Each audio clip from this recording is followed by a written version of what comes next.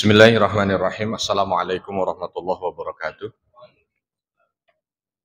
Alhamdulillah nahmaduhu wa nasta'inuhu wa nastaghfiruh wa na'udzu billahi min shururi anfusina wa min sayyiati a'malina. May yahdihillahu fala mudilla lahu wa may yudlil fala hadiyalah. Asyhadu an la ilaha illallah wahdahu la syarika lah wa asyhadu anna Muhammadan 'abduhu wa rasuluhu la nabiyya ba'dah. Allahumma salli wa sallim wa barik ala nabiyyina Muhammadin wa ala alihi wa ashabihi wa mawalah mab'at rabbi syrah li sadri wa yassir li amri wa hlul uqdatan min lisani yafqahu qawli. Allahumma 'allimna ma yanfa'una wanfa'na bima 'allamtana. Allahumma hdina wahdi bina waj'alna sababan wa sabilan liman ihtada. Segala puji hanya bagi Allah, salawat dan salam semoga senantiasa tercurah kepada junjungan kita baginda Nabi Muhammad sallallahu alaihi wasallam. Bapak dan Ibu sekalian yang dirahmati Allah, insyaallah kita akan lanjut di kajian peradaban Islam. Kemarin kita sampai pada Umar bin Khattab radhiyallahu anhu. Dan kita masih di awal berbicara tentang bagaimana sisi pribadi dari seorang Umar bin Khattab radhiyallahu anhu. Dan ini masih dalam fase sebelum beliau diangkat menjadi khalifah. Insyaallah pada kesempatan ini kita akan membahas bagaimana Umar bin Khattab radhiyallahu anhu di masa beliau menjadi khalifah. Dan Umar bin Khattab radhiyallahu anhu ini menggantikan Abu Bakar As-Siddiq radhiyallahu anhu. Dan beliau menjadikan atau menggantikan Abu Bakar ini dengan sistem penunjukan. Karena kita ketahui bersama di antara 4 khalifah yang menggantikan Nabi Muhammad SAW ini sistem satu dengan yang lain berbeda. Abu Bakar As-Siddiq dengan sistem isyarat lah, bahasanya kurang lebih begitu. Sebab Nabi tidak pernah menunjuk nama siapa yang akan menjadi penggantinya. Tetapi isyarat begitu kuat. Dan isyarat ini ada pada Abu Bakar As-Siddiq radhiyallahu anhu. Sejak tidaklah Nabi menunjuk imam kecuali Abu Bakar, lalu memberikan beberapa hal yang menjadi hal-hal krusial itu kepada Abu Bakar. Sehingga para sahabat setelahnya seolah disadarkan dengan isyarat ini yang menggantikan Nabi dalam hal kepemimpinan setelahnya adalah Abu Bakar As-Siddiq radhiyallahu anhu.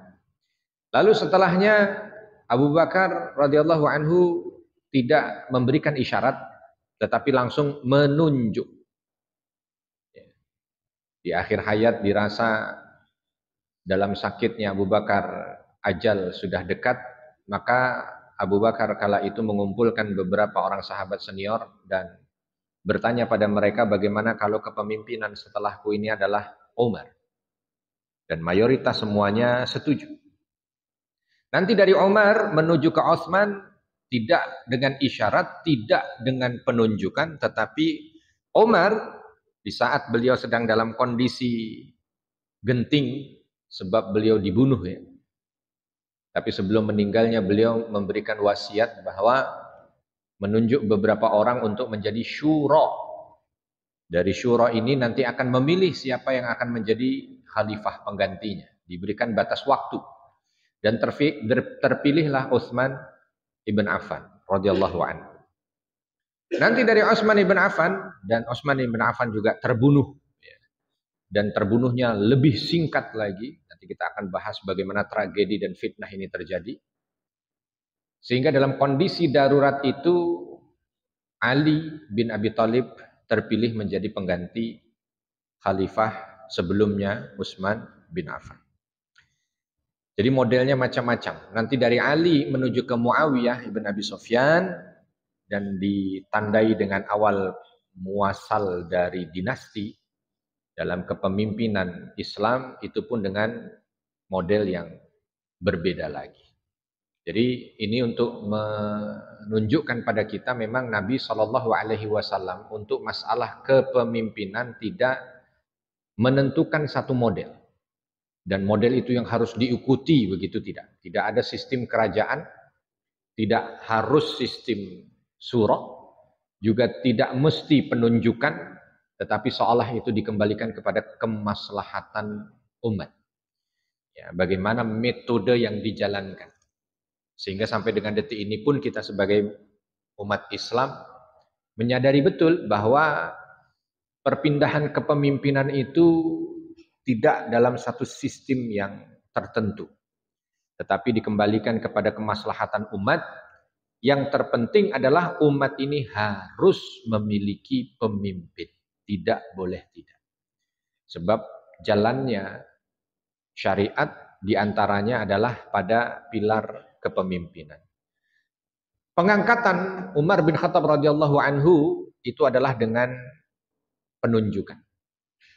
Jadi ketika Abu Bakar dalam kondisi beliau sakit, beliau seolah memberikan putusan bahwa pemimpin setelahnya adalah Umar dan meminta kepada kaum muslimin untuk membaiat Umar di saat nanti Abu Bakar meninggal dunia. Dan kalau kita lihat bagaimana nanti detik-detik awal dari kepemimpinan Umar bin Khattab radhiyallahu an, karena kaum muslimin tidak ada yang bukan ditakutkan bahasanya ya, tapi Umar ibn Khattab radhiyallahu anhu ini terkenal dengan perangainya yang keras. Berbeda dengan Abu Bakar. Jadi momen di mana Nabi dengan segala kelemah lembutannya. Ya. Lalu Abu Bakar yang lebih lagi gitu kan, terkenal dengan bagaimana sikap seorang Abu Bakar yang kalau menjadi imam saja, itu Aisyah radhiyallahu anha usul kepada Nabi, bagaimana kalau yang jadi imam jangan ayahnya. Dan Nabi tidak mau, kan? Harus Abu Bakar. Aisyah kala itu usul sebab ayahnya ini kalau baca Al-Quran itu tidak bisa sampai selesai. Itu pasti ada nangisnya. Dan ini kalau masalah pengimaman ini kan atau menjadi imam harus bisa menyelesaikan sholat. Ya, yang tidak mengganggu sholat jamaahnya. Abu Bakar ini kalau baca Quran sendiri aja nangis, bagaimana kalau menjadi imam. Ya. Ini untuk menunjukkan lembutnya seorang Abu Bakar. Tiba-tiba diganti dengan seorang Umar yang terkenal dengan kerasnya. Maka pertanyaan itu yang timbul di antara para sahabat kala itu, bagaimana ini? Umar menjadi pemimpin, kebayang. Beliau tidak menjadi pemimpin saja, kita tahu bagaimana kerasnya beliau. Tapi ini ditunjuk oleh Abu Bakar. Dan penunjukan ini pasti dengan sesuatu pertimbangan. Dan kaum muslimin ketika menerima dan ketika Umar bin Khattab menjadi pemimpin di hari-hari awal, masih banyak tanda tanya di antara kaum muslimin. Bagaimana kepemimpinannya? Dan apa ini kelanjutannya? Sampai akhirnya di hari pertama Umar mencoba untuk menjawab semua pertanyaan yang ada di benak kaum muslimin. Maka beliau berpidato kala itu. Naik ke atas mimbar. Dan ketika naik mimbar itu tidak berani di mimbar yang paling atas karena itu seolah di mana dulu Nabi berpijak. Abu Bakar juga tidak menginjak tangga itu, menginjak tangga yang di bawahnya. Kalau mau berpidato. Umar nggak berani menginjak tangganya Abu Bakar, di bawahnya lagi. Ya. Jadi seolah itu menunjukkan kedudukan. Dan Umar menunjukkan adab. Dan selalu begitu. Umar bin Khattab itu selalu melihat bagaimana ketika ingin mengambil putusan di saat beliau menjadi khalifah, dilihat dulu, pernah tidak dilaksanakan ini di zaman Nabi? Kalau tidak pernah, nggak berani. Dan pernah tidak dilakukan di zaman Abu Bakar. Karena kalau tidak berani. Kalau ada isyarat tidak, maka Umar tidak akan pernah melakukan ini. Ada beberapa momen yang mau kita potret. Momen pertama adalah momen khutbahnya Umar ibn Khattab radhiyallahu anhu. Beliau di hari pertama pidato.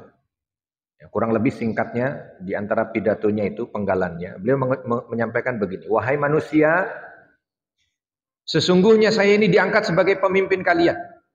Seandainya bukan karena adanya harapan agar saya menjadi yang terbaik, yang terkuat, yang paling kuat memikul urusan kalian, maka saya tidak akan bersedia menjadi pemimpin kalian.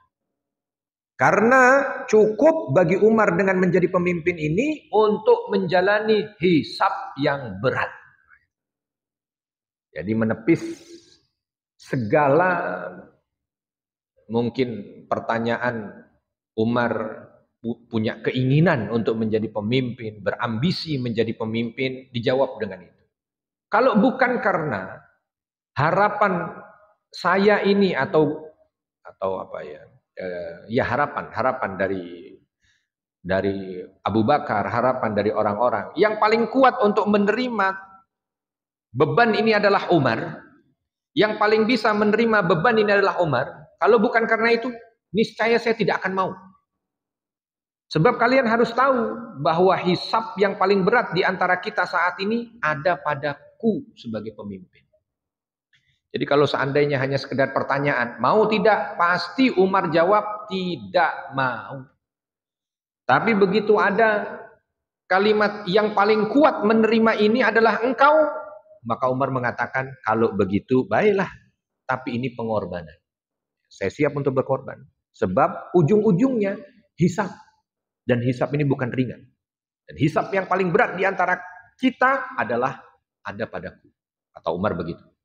Sehingga Umar memberikan satu pondasi, pemimpin itu bukan untuk dicari. Tapi pemimpin itu pengorbanan. Ya, di antara orang yang ada, mana yang paling kuat untuk berkorban? Mereka yang dijadikan sebagai pemimpin. Sebab hisab menunggu di akhirat dan itu berat. Dilanjutkan oleh Umar, sesungguhnya Allah menguji kalian dengan diangkatnya aku sebagai pemimpin. Jadi aku menjadi pemimpin kalian ini ujian. Kata orang-orang, benar ini ujian. Sebab memang kami tahu watak dari Umar. Tetapi Umar lanjutkan, dan Allah mengujiku dengan kalian. Kalian juga ujian buatku. Jadi sama-sama, kalau Anda menganggap bahwa aku ujian, kalian pun ujian. Jangan dianggap aku saja ujian. Untuk kalian, kalian pun ujian untukku. Allah subhanahu wa ta'ala menetapkan aku atas kalian setelah 2 sahabatku tiada. Yang dimaksud adalah, yang pertama adalah Nabi Sallallahu Alaihi Wasallam, dan yang kedua adalah Abu Bakar. Demi Allah, tidaklah datang padaku sesuatu perkara dari kalian, lalu seseorang selain aku mengurusnya, dan tidaklah sesuatu itu tak tampak olehku, lalu saya tidak memberikan balasan yang setimpal dan tidak amanah, kecuali itu semua akan menjadi hisab bagiku. Jadi Umar ingin menunjukkan di penggalan ini dan beberapa penggalan berikutnya akan mencoba untuk maksimal dan melihat bukan hanya sekedar yang nampak. Jadi menepis segala kebiasaan yang ada di istana.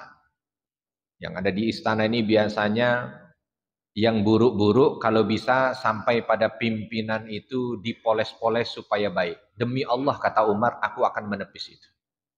Aku tidak akan melihat kecuali apa yang real dan nyata terjadi pada rakyatku. Ya.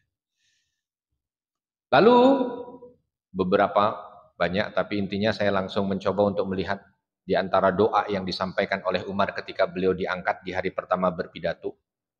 Beliau mengatakan dalam doanya, ya Allah, aku ini sungguh keras, watakku ini sungguh keras, maka lunakkanlah hatiku ya Allah. Ya Allah, aku ini sangat lemah. Ketika melihat sesuatu terkadang lemah, maka kuatkanlah dan berikan kekuatan. Ya Allah, aku ini sangat kikir, maka jadikanlah aku orang yang dermawan dan bermurah hati.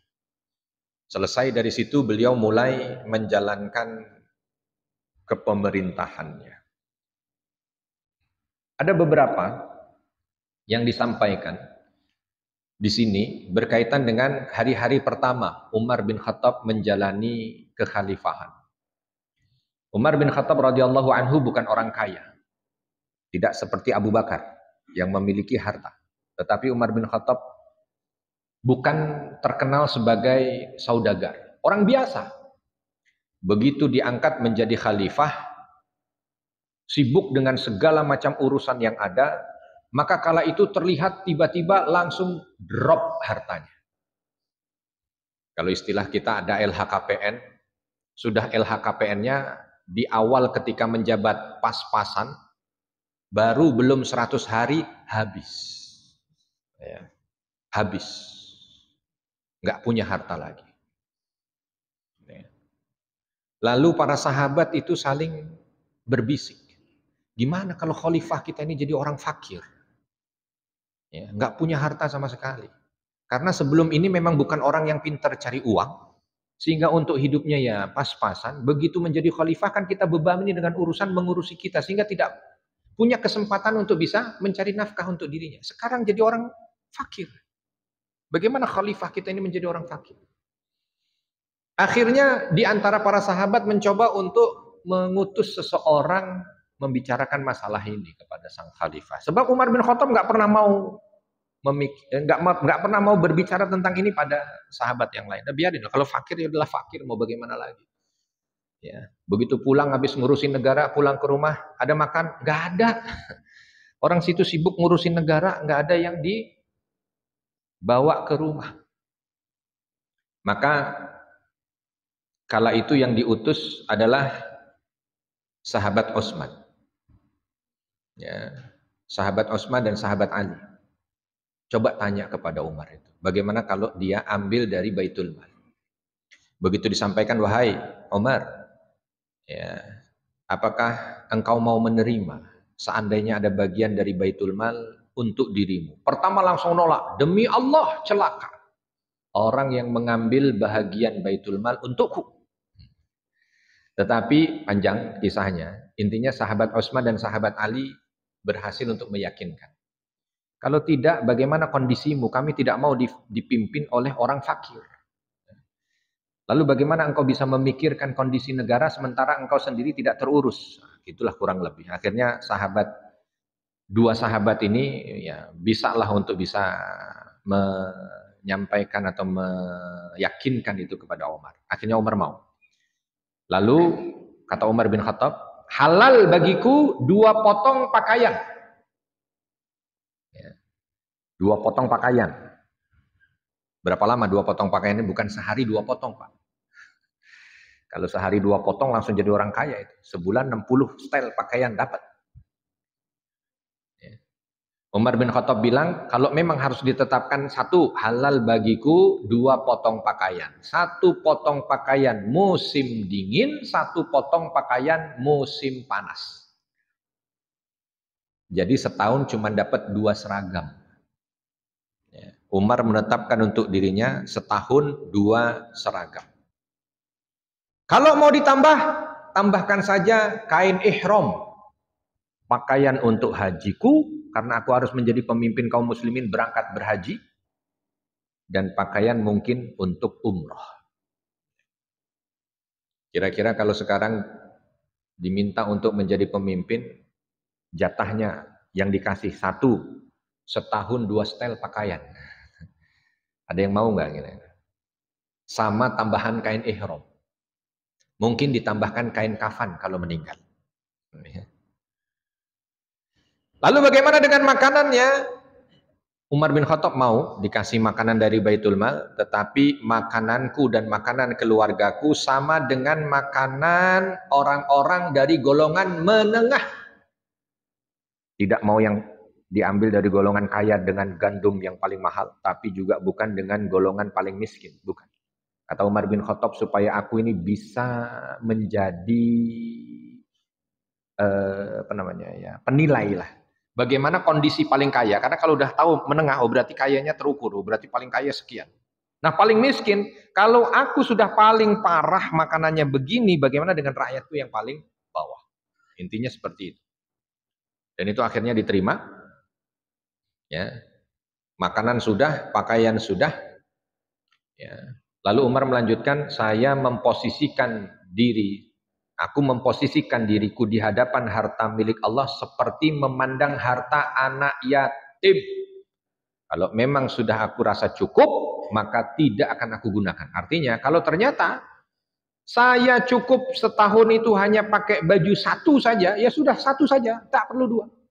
Walaupun aku mintanya dua. Begitulah kurang lebih dan terus berjalan. Umar bin Khattab paling menjaga hal-hal apa yang diberikan dari Baitul Mal. Ya, bahkan Umar bin Khattab tidak jarang ketika dalam kondisi yang berat, ya, tidak pernah mengajukan untuk tambahan dari apa yang sudah dia sepakati. Yang ada Umar bin Khattab datang ke Baitul Mal, hutang. Aku hutang. Dikasih sama penjaga Baitul Mal, dan kadang-kadang sudah jatuh tempo, Baitul Mal datang untuk menagih hutang yang harus dibayar, ya, karena sudah jatuh tempo oleh Baitul Mal kepada Umar bin Khattab. Ketika mendapat bayaran itu langsung diberikan untuk membayar hutangnya. Sampai di cerita ini, bagi kita yang saat ini kadang-kadang habis gajian langsung habis untuk bayar hutang, sampai di cerita ini kita mirip Umar bin Khattab. Gajian keluar habis untuk bayar hutang. Tapi bedanya Umar bin Khattab bukan untuk hal-hal yang sifatnya sekunder apalagi tersier. Ya, Umar bin Khattab yang betul-betul untuk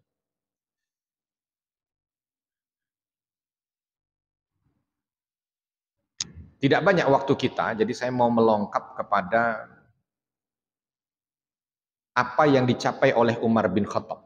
Supaya nanti mungkin di pertemuan berikutnya kita bisa pindah ke khalifah berikutnya.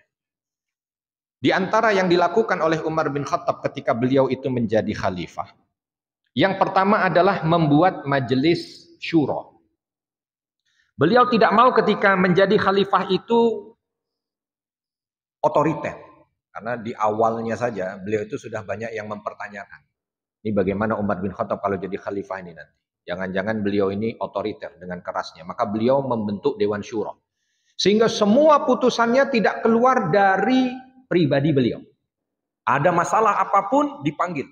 Dewan Syura diminta untuk musyawarah. Kira-kira putusan Umar bin Khattab ini bagaimana? Sesuai ataukah tidak? Sesuai ataukah tidak? Dan itu diambil dari ahli Badar. Ahlul Badar di zaman Umar bin Khattab, semuanya yang masih hidup dijadikan sebagai Dewan Syura. Ya, itu yang akan melihat. Karena Ahlul Badar menurut Umar bin Khattab adalah orang-orang yang memiliki peran penting di awal Islam ada menjadi sebuah negara. Ya. Maka disampaikan. Atau maka dibuatlah itu. Dan ini bukan formalitas. Bukan formalitas yang hanya sekedar, ya sudah ada Dewan Syuranya, tetapi Dewan Syuro tetap harus ikut aku. Enggak begitu. Bukan formalitas. Bahkan sering sekali Umar bin Khattab mengingatkan kepada para Dewan Syuranya. Dia mengatakan begini, jangan sampaikan pendapat yang kalian pikir sesuai dengan keinginanku. Tapi sampaikanlah pendapat yang kalian anggap sesuai dengan kebenaran. Oh, itu sering. Dan sahabat juga tidak merasa bahwa Umar bin Khattab ini sesuatu yang harus ditakuti. Sehingga tidak berani untuk menyampaikan kebenaran. Enggak. Makanya luar biasa di masa Umar bin Khattab itu. Bahkan bukan hanya sekedar Dewan Syuranya. Rakyatnya banyak yang langsung ketika melihat sesuatu yang tidak cocok dengan Umar bin Khattab langsung ditegur oleh orang yang ada di sekitarnya. Ini banyak kalau kita baca bagaimana hukum dibuat di masa Umar bin Khattab, itu seolah tidak ada batas antara rakyat dengan pemimpinnya. Ketika sudah ditandatangani satu perkara, tiba-tiba ada seorang datang. Wahai khalifah, aku keberatan dengan hukum itu. Gak marah Umar. Kenapa? Keberatannya urusannya di mana? Begini. Apalagi kalau yang disampaikan, dan banyak perkara itu, urusannya adalah pendalilan terhadap Al-Quran dan apa yang disampaikan oleh Nabi. Umar bin Khattab tidak segan langsung benar. apa yang engkau sampaikan benar. Dan celakalah Umar bin Khattab, disobek. Ya contoh ketika Umar bin Khattab membatasi tentang memberikan hukum pembatasan tentang mahar. Tidak boleh mahar mahal-mahal, bahasanya begitu. Datang seorang wanita, wahai Umar bin Khattab, celaka engkau. Kenapa memberikan hukum yang bertentangan dengan Al-Quran dan Sunnah? Di mana bertentangannya? Disampaikan ayatnya, langsung Umar bin Khattab sobek. Celakalah Umar bin Khattab. Banyak hal-hal yang disampaikan oleh hal-hal yang disampaikan dalam sejarah berkaitan dengan bagaimana Umar bin Khattab meletakkan pondasi hukum. Ya.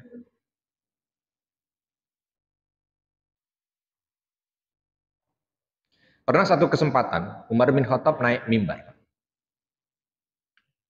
Lalu setelah bertahmid dan bersalawat, beliau menyampaikan begini. Wahai kaum muslimin,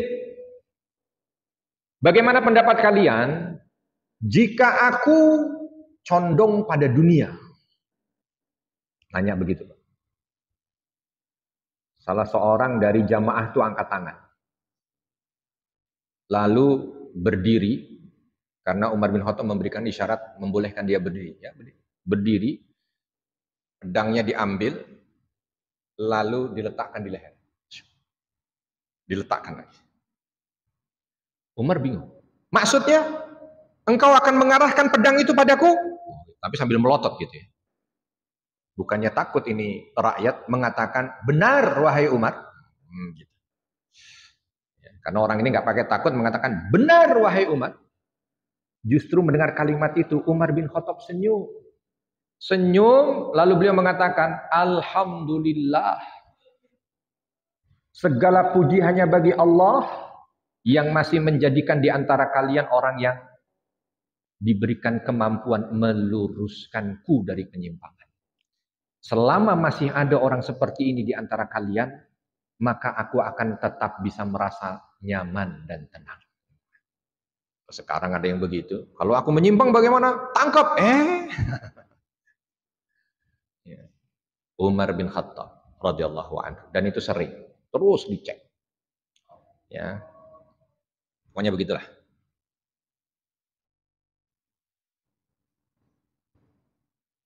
Saya pilihkan ini beberapa yang penting-penting ya.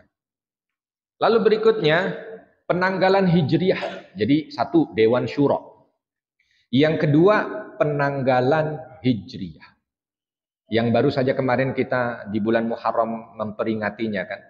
Selamat tahun baru selamat tahun baru Islam 1 Muharram 1447 Hijriah. Nyebut itu semuanya Umar. Karena ketika Nabi ada, sampai Nabi meninggal dunia, tidak pernah beliau berinisiasi untuk membuat tahun khusus untuk umat ini. Tidak pernah. Bahkan memberi isyarat pun tidak pernah. Bukan Nabi tidak tahu. Nabi sangat paham bagaimana Romawi sudah memiliki tahun, bagaimana Persia sudah memiliki penanggalan dengan tahun. Tapi Nabi tidak pernah memberikan satu inisiasi. Di zaman Abu Bakar pun sama tidak. Di zaman Umar nggak berani. Walaupun Umar pun tahu itu sesuatu yang mungkin bagus kalau ada. Sampai pada peristiwa Sya'bain. Peristiwa Sya'bain ini ketika datang surat dari gubernur bertanya kepada Umar, ini ada surat masuk perintah kepada kami ini. Tertanggal ada, bulan ada, tapi tahun nggak ada. Semuanya bulan Sya'ban ini. Cuman kami nggak tahu nih masuk duluan yang mana, karena tidak ada di belakangnya tahun.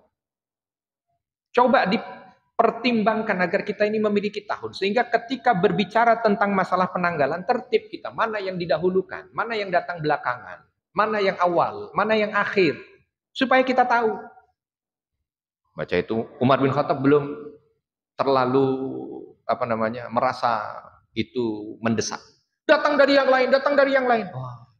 Apalagi di zaman Umar bin Khattab memang mulai ada penertiban administrasi.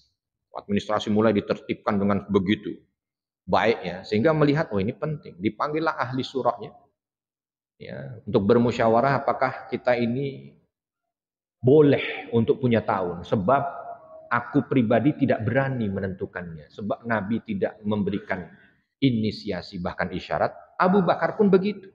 Apa jadinya kalau Umar memutuskan? Tapi ternyata di luar dugaan semua ahli syura mengatakan mendesak. Kita punya tahun mendesak. Akhirnya disepakati kaum muslimin perlu dan mendesak punya tahun. Barulah dimusyawarahkan berikutnya, kapan kalau begitu tahun pertama ini mulai. Itu pun di bawah kepemimpinan Umar bin Khattab. Sehingga dipilihlah hijrah kaum muslimin dari Mekah ke Madinah menjadi tahun pertama. Makanya tahun hijrah itu tahun 1, tahun 2, tahun 3 hijriah. Dan bulan Muharram dipilih menjadi bulan pertama. Bukan karena apa-apa, karena utusan hijrah pertama yang Nabi lepas dari kaum muslimin di Mekah menuju ke Madinah itu terjadi pada bulan Muharram. Karena memang tahunnya tahun hijriyah, maka bulan pertamanya ya berarti ikut dengan sejarah hijrah. Bulan pertamanya ya bulan di mana Nabi melepas pertama kali utusan hijrah itu di bulan Muharram. Mungkin lain ceritanya kalau yang diputuskan di zaman Umar bin Khattab kala itu tahun pertama adalah tahun di mana Nabi lahir. Berarti bulan pertamanya bulan apa? Rabiul Awal. Jadi Nabi dilahirkan pada tanggal 12 bulan Rabiul Awal tahun 1. Kalau yang diputuskan pada masa itu tonggak start pertamanya adalah lahirnya Nabi. Dan Rabiul Awal menjadi bulan pertama. Jadi supaya kita tahu ya, jangan sampai nanti ini kita begitu ditanya orang kenapa bulan Muharram jadi bulan pertama dalam kalender Islam. Jangan sampai kita nggak tahu. Ya, kita bisa menjawab semuanya dari sisi sejarah dan itu dimulai di masa kekhalifahan Umar bin Khattab radhiyallahu anhu. Di zaman Umar bin Khattab ada yang disebut dengan peradilan dan ketua mahkamah pusatnya itu adalah Abu Musa al-Ash'ari. Ya, dibikin peradilan-peradilan. Oh, peradilan di sana, peradilan di sana. Kalau dulu semua datang ke khalifah. Ada masalah apa datangnya ke khalifah. Dan khalifah memutuskan ya di mana adanya beliau. Lagi ada di bawah pohon ya di bawah pohon. Lagi ada di sini ya di sini. Lagi ada di ladang, lagi ada di gurun ya di gurun. Oleh Umar bin Khattab ganti. Nggak begitu. Ada hakim yang ditunjuk di setiap daerah. Dan ada tempat, kala di masa Umar bin Khattab tempatnya masih di masjid. Masjid sebagai tempat persidangan. Nanti di masa Utsman bin Affan dikhususkan, ada tempat khusus menjadi tempat persidangan. Ada mahkamahnya, ada hakimnya, yang nanti akan menentukan mana yang boleh menjadi saksi, mana yang boleh menjadi pembela. Nah, semuanya ditentukan. Tapi itu awal muasalnya di masa kekhalifahan Umar ibnul Khattab radhiyallahu anhu. Jadi kalau kita mau bicara sekarang ada peradilan agama, kita mau bicara ada peradilan apalagi misalkan. Kalau di tempat kita mungkin hanya pengadilan agama saja yang ada ya. Tapi kalau kita lihat di beberapa negeri Islam yang lain lebih banyak lagi. Ada majelis fatwa, ada peradilan waris, wakaf, ada peradilan konflik keluarga, ada peradilan semuanya yang urusannya dengan agama. Dan itu semua dimulai dari zaman Umar bin Khattab. Hanya memang kalau sekarang agama lebih dibikin sempit. Kalau di masa Umar bin Khattab itu keseluruhan. Ada orang mau mengajukan keadilan atau mengajukan hukum di masalah dagang. Niaga di pasarnya datangnya ke mahkamah yang ada di masjid. Masalah hutang piutang datangnya juga. Maka panjang ada surat yang dikirim oleh Umar bin Khattab kepada Abu Musa al-Ash'ari. Ya, sekarang kan mudah ya untuk di-searching begitu. Suratnya Umar bin Khattab kepada Abu Musa al-Ash'ari untuk menjadi hakim pertama di dalam Islam. Dan itu sampai dengan detik ini menjadi pegangan ketika seseorang dalam hal akademik mau belajar tentang hukum. Oh, itu diletakkan pondasi-pondasi. Bagaimana membuat aturan tentang sistem mahkamah, bagaimana membuat aturan barang bukti, bagaimana membuat aturan saksi, bagaimana pembelaan, bagaimana peninjauan ulang, bagaimana. Padahal enggak panjang, cuma satu lembar lah. Ya, tapi itu menjadi acuan sampai dengan detik ini. Ya, jadi ketika ada orang dalam hal hukum Islam gitu ya, di akademik ingin belajar sesuatu dan misal contoh berkaitan tentang bagaimana sistem saksi di dalam Islam atau bagaimana sistem peninjauan ulang hukum dalam Islam, maka pasti itu akan merujuk pada surat yang dikirim oleh Umar bin Khattab di saat beliau mengasas pertama peradilan di dalam Islam. Ya, zaman Abu Bakar belum ada, ya, masih relatif sangat tradisional. Datang kepada sang khalifah, diputuskan di tempat, nggak ada peninjauan, nggak ada pembuktian, nggak ada pembelaan. Di zamannya Umar bin Khattab langsung dibikin tertata dengan rapi. Lalu berikutnya juga yang ada di dalam masa kekhalifahan Umar bin Khattab adalah buku administrasi yang mulai dibikin rapi.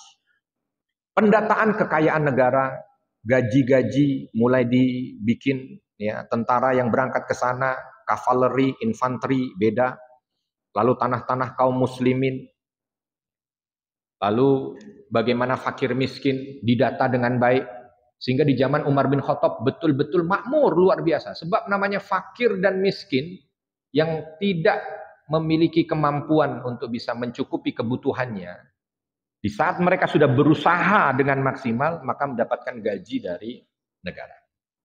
Nah, itu di zaman Umar bin Khattab. Sebelumnya ngikut aturan yang ada dari Romawi dan Persia. Contoh, panglima perang menaklukkan satu daerah, dapat semua harta rampasan, itu yang kaya cuman panglima perang itu dan prajuritnya.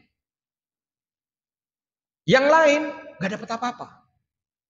Makanya di zaman Romawi kita lihat yang biasanya bisa menjadi kaisar itu adalah jenderal-jenderalnya, panglima-panglima perangnya, sebab mereka yang punya kekayaan untuk bisa menjadi alat suksesi mereka menjadi pemimpin. Yang lain nggak bisa. Ilmuwan, nggak ada ilmuwan bisa. Pedagang juga nggak. Tapi kalau perang di zaman Umar diganti, Pak. Dan itu betul-betul betul-betul menorehkan sejarah lah. Karena sebelumnya tidak begitu. Ditata tuh siapa? Khalid bin Walid, Abu Ubaidah ibn Jarrah, Sa'ad ibn Abi Waqqas, semuanya pemimpin-pemimpin, Amr ibn As. Kalian boleh menaklukkan satu daerah, tapi begitu menaklukkan satu daerah, tugas kalian hanya menaklukkan. Kalian tidak lagi berhak untuk bisa mendapatkan lebih dari apa yang sudah ditetapkan. Jatah kalian hanya sekian, sisanya masukkan Baitul Mal untuk kemaslahatan umat. Itu satu. Yang kedua, kalian tidak berhak atas tanah-tanah di situ. Kalau zaman dahulu, begitu satu jenderal, makanya namanya jenderal itu, udah pasti dia terkenal. Jenderal siapalah? Jenderal Napoleon Bonaparte, Jenderal Alexander, Jenderal siapa? Itu biasanya kalau udah menaklukkan satu daerah, udah kayak raja kecil di situ dan akhirnya berhak untuk bisa menjadi kaisar. Di Islam nggak ada. Makanya khalifah tidak harus selalu, atau pemimpin tidak harus selalu diawali dari. Kenapa? Karena diatur oleh Umar bin Khattab. Enggak, tugas Anda membuka daerah itu. Setelah membuka, kekayaan bukan mutlak milik Anda, tapi milik umat. Itu satu. Yang kedua, daerah yang kalian buka bukan untuk kalian jajah, kalian peras, kalian ambil kekayaannya untuk kalian, bukan. Tapi tugas kalian mendidik tempat itu. Serahkan apa yang ada pada masyarakatnya, dikelola oleh masyarakatnya. Makanya baru Islam yang memberikan satu landasan ketika membuka satu tempat tidak serta-merta langsung menjadi milik yang menaklukkan. Enggak. Oleh sebab itu ini masa banyak orang masuk Islam. Ya bayangkan begitu dibuka tempat itu, tiba-tiba rakyatnya dibiarkan hidup dengan bebas, bahkan diarahkan dengan baik, diberikan fasilitas yang memadai, sehingga mereka relatif jauh lebih makmur ketimbang dipimpin oleh pemimpin sebelumnya. Bukan sedikit daerah-daerah yang dia itu justru ngirim surat, minta dijajah dalam tanda kutip. Mana-mana sekarang kan begitu kan? Sebab dia tahu ketika tempat itu dimasuki oleh kaum muslimin, makmur. Bukan hanya sekedar merampas, bukan hanya enggak. Datang dibuka, diajarkan, diberikan fasilitas, mereka mendapatkan hidayah masuk Islam, diserahkan pemimpinnya. Pilih kalian menjadi pemimpin. Ini tanah tetap jadi kalian, bukan jadi harta rampasan kami. Itu Umar bin Khattab. Kalau ini tanah punya Anda biarkan. Itu tanah punya Anda, kelola dengan baik. Kami kesini hanya ingin sekedar membuka tempat ini, lalu menjadi fasilitas hidayah untuk kalian, menjaga keamanan kalian, silahkan kalian bekerja. Makanya pada masuk Islam semua. Ya. Dengan cepat. Imam Bukhari itu kakeknya masih penyembah api. Imam Muslim juga begitu. Tapi begitu Islam masuk, bapaknya sudah masuk Islam dan langsung menjadi ulama. Anaknya jadi ulama besar. Itu berarti hanya hitungan kurang lebih sekitar 50 tahun.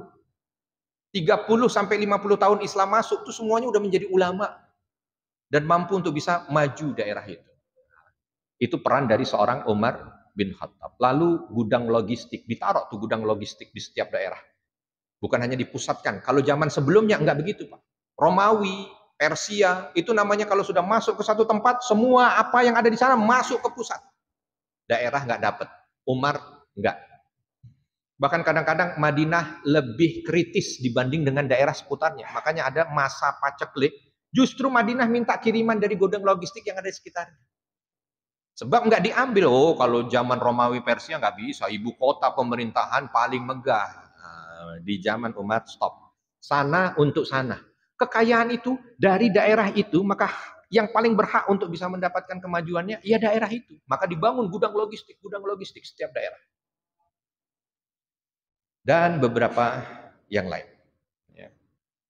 Karena waktunya yang tidak cukup. Insya Allah kita lanjutkan pada pertemuan berikutnya. Ada beberapa hal yang fenomenal di masa kekhalifahan, masih ada sekitar 5 lagi atau 6 lagi ini. Insya Allah kita lanjutkan pada pertemuan berikutnya sampai dengan syahidnya Umar bin Khattab radhiyallahu anhu, sehingga insya Allah kalau sudah selesai kita bisa lanjut kepada masa kekhalifahan Utsman bin Affan. Kalau ada kesalahan saya mohon maaf dan kepada Allah mohon ampun. Subhanakallahumma wa bihamdika asyhadu an la ilaha illa anta astaghfiruka wa atubu ilaik. Assalamualaikum warahmatullahi wabarakatuh.